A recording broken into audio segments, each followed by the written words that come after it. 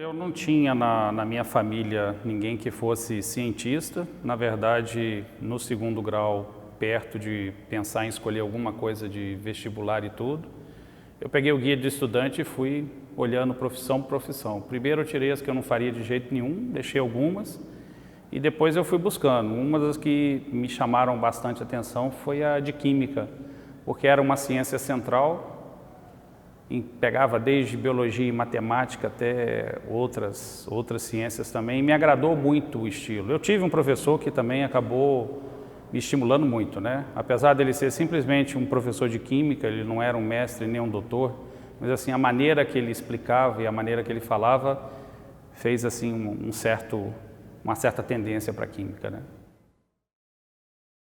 Eu sou do interior de Minas, então de qualquer maneira, eu teria que sair da minha cidade. Eu olhei as universidades todas próximas e da área de química, o que mais me agradou foi química industrial.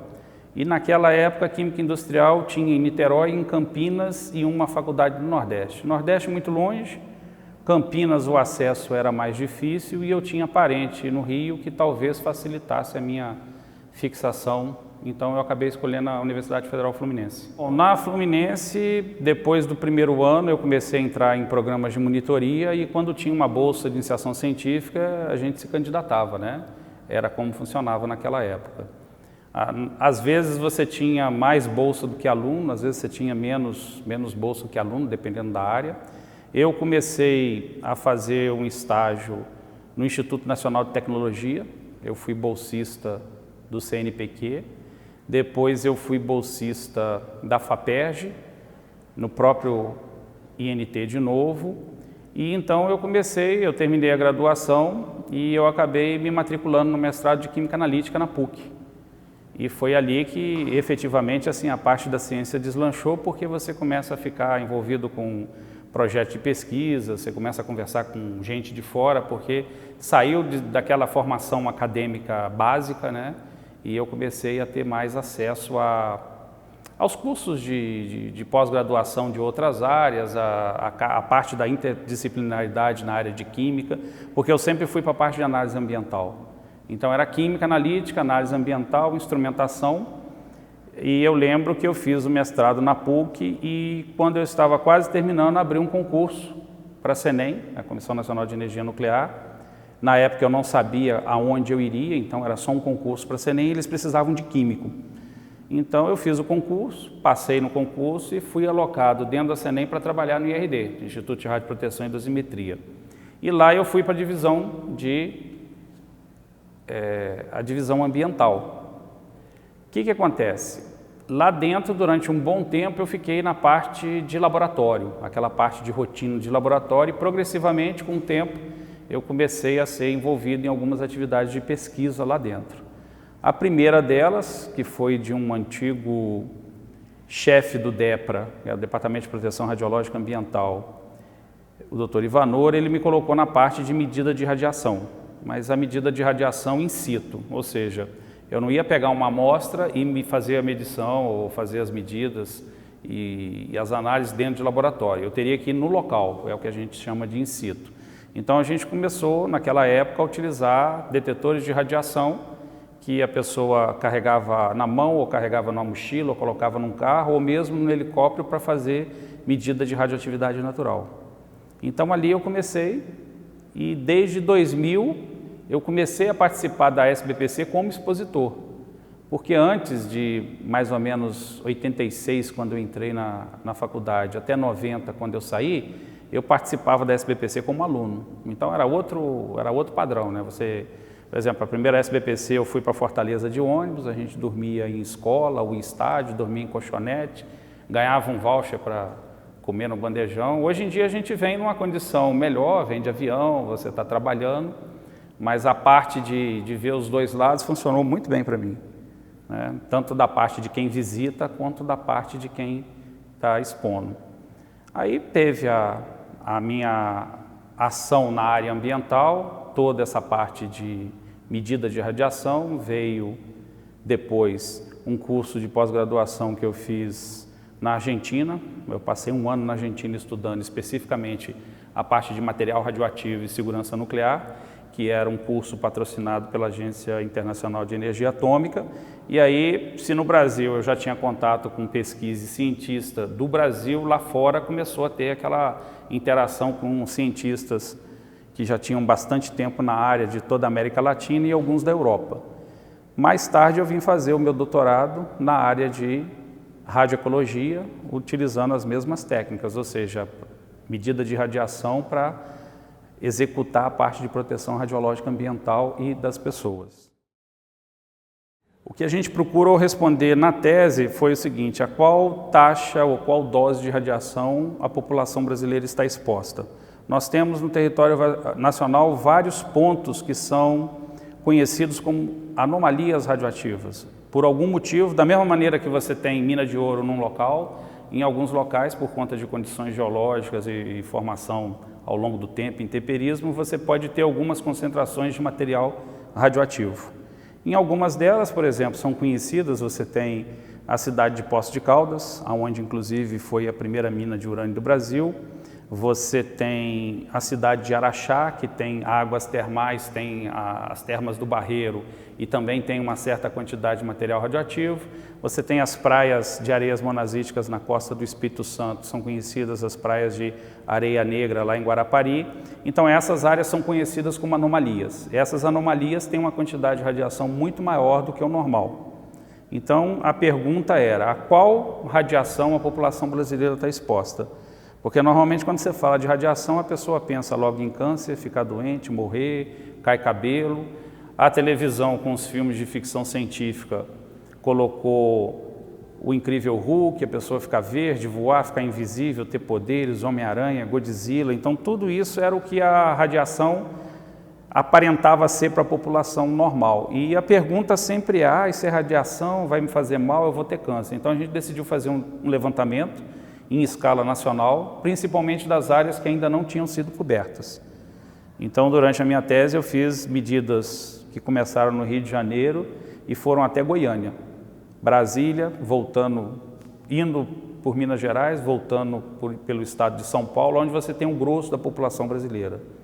Porque esse sistema de medida é um sistema demorado e caro. Então, a gente tem prazo para fazer o doutorado, a gente tem limite de recursos, limite de recursos humanos também. Então, o que foi proposto pela minha orientadora foi a gente concentrar onde é que tem um grosso da população brasileira e você ter uma estimativa.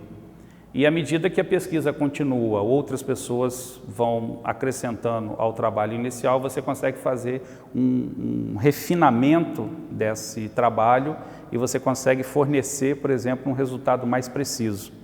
Porque nós vivemos no mundo radioativo, essa taxa de radiação é baixa e nós não temos como dizer, por exemplo, se a pessoa que mora em Araxá e se por algum motivo lá tiver uma taxa mais alta ou mais baixa de determinada doença, se essa doença está associada, no caso, ao material radioativo. Então, quando você tem uma taxa de dose muito alta, quando a pessoa recebe uma taxa de radiação extremamente alta, normalmente a pessoa morre antes de ter tempo de desenvolver qualquer coisa. Então, na área, existem estudos muito importantes de epidemiologia, por exemplo, existem estudos que seguem até hoje os sobreviventes de Hiroshima.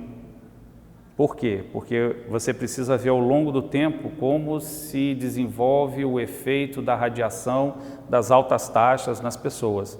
Mas para baixas taxas, você tem que acompanhar, às vezes, a pessoa pela vida útil dela toda, Então, desde que nasce até quase morre, então são gerações de cientistas que precisariam estar trabalhando em conjunto.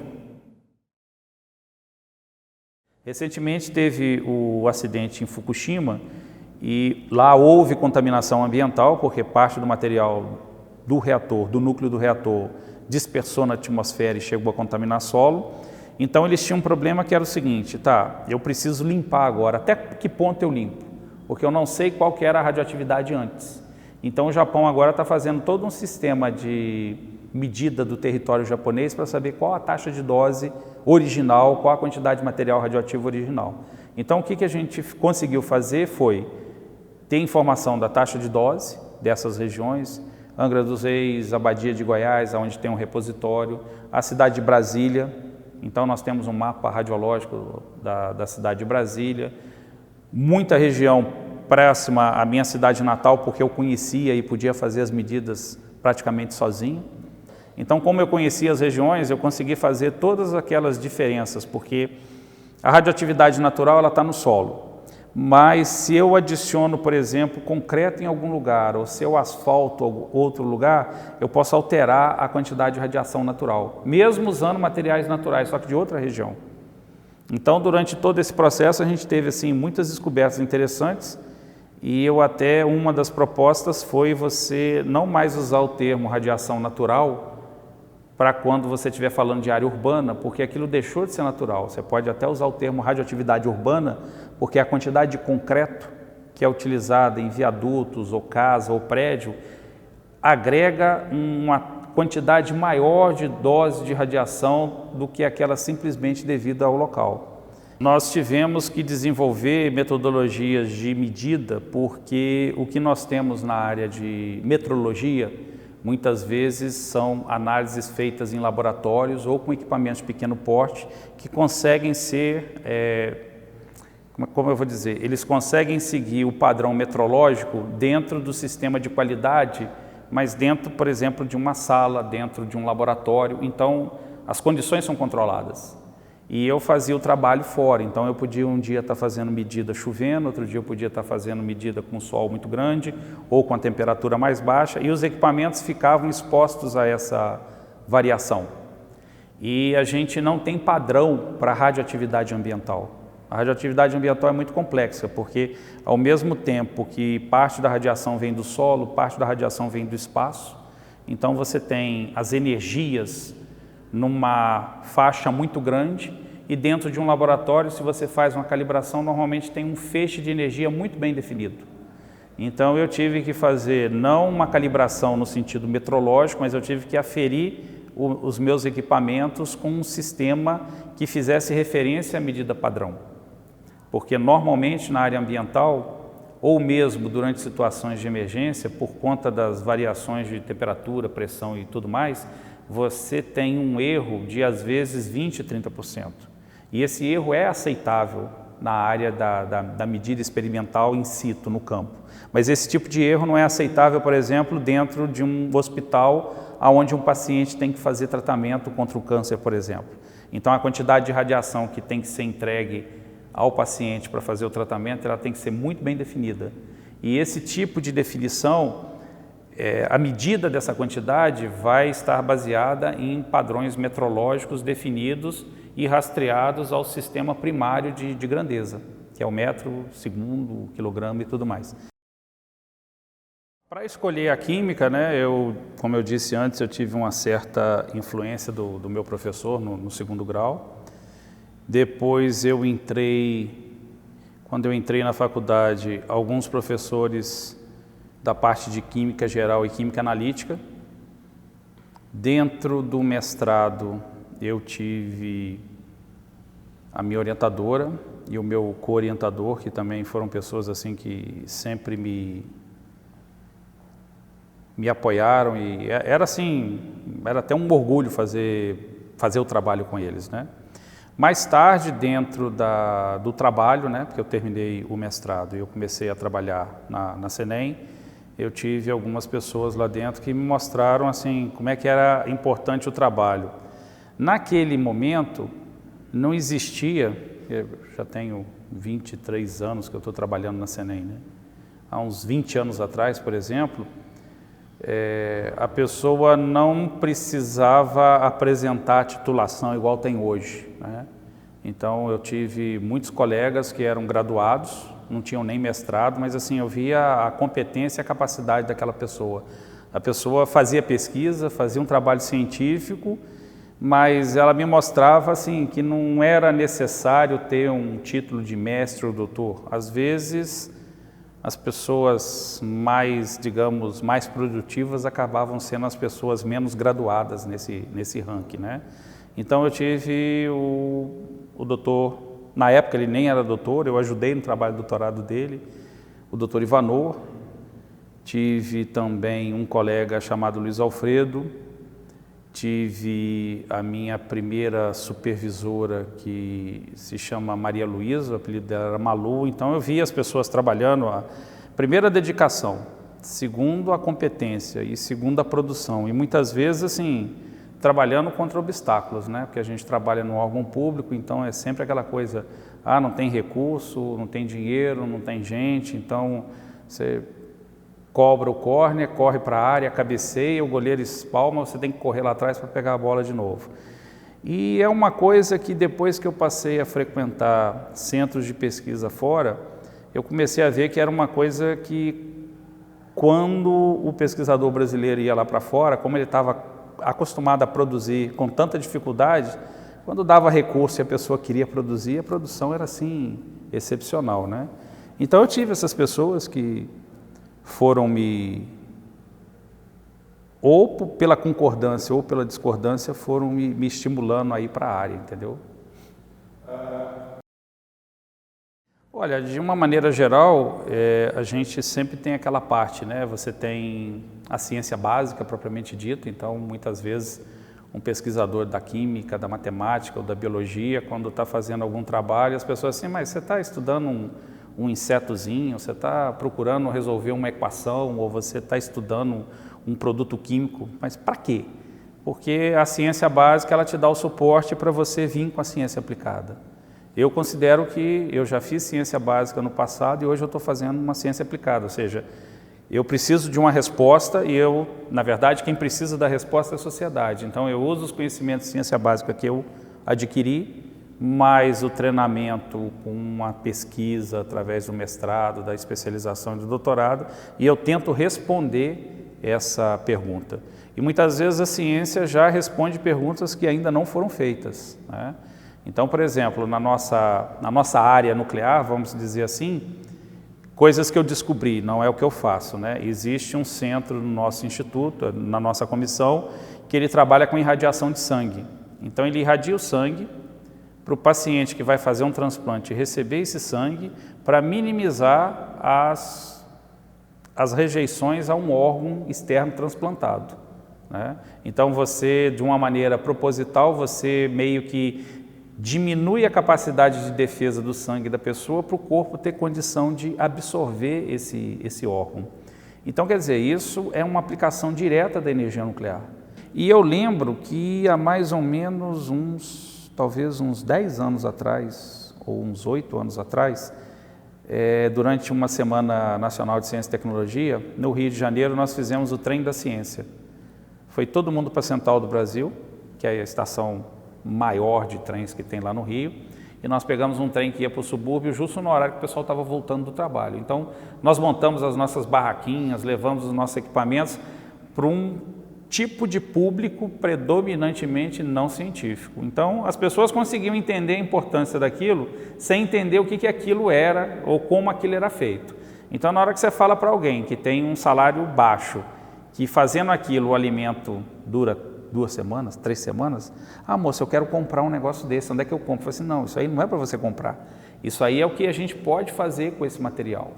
Então a pessoa começava a entender que a energia nuclear, ela não precisa ser só para produção de energia e não é produção de bomba nuclear. Então tem da área médica, da área ambiental, da área industrial. Por exemplo, o nível das garrafas de bebida, de refrigerante ou cerveja, qualquer coisa, ela é aferida usando material radioativo.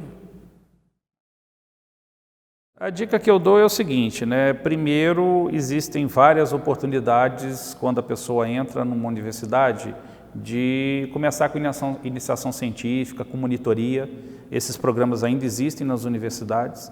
As bolsas estão sendo meio que reduzidas, mas as agências estaduais de fomento, tipo FAPESP, FAPERJ, FAPEMIG, elas financiam, tem um número de bolsas, e o que eu vejo mais é assim, qual o curso? Eu falo assim, olha, na nossa área não tem, porque, por exemplo, quando eu estou no stand, né?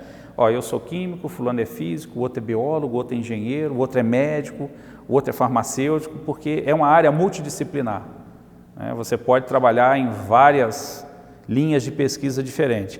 Mas a pessoa tem que ter gosto por leitura, a pessoa tem que ter gosto por novidade, não pode ter medo do trabalho e tem que se sujeitar a passar perrengue, porque o estudante hoje, o profissional da área científica no Brasil, ele passa perrengue. Não importa o nível que ele tenha, se ele é um pesquisador classe A do CNPq, ele vai estar sempre brigando com verba, brigando com bolsa para o aluno, para participar num congresso.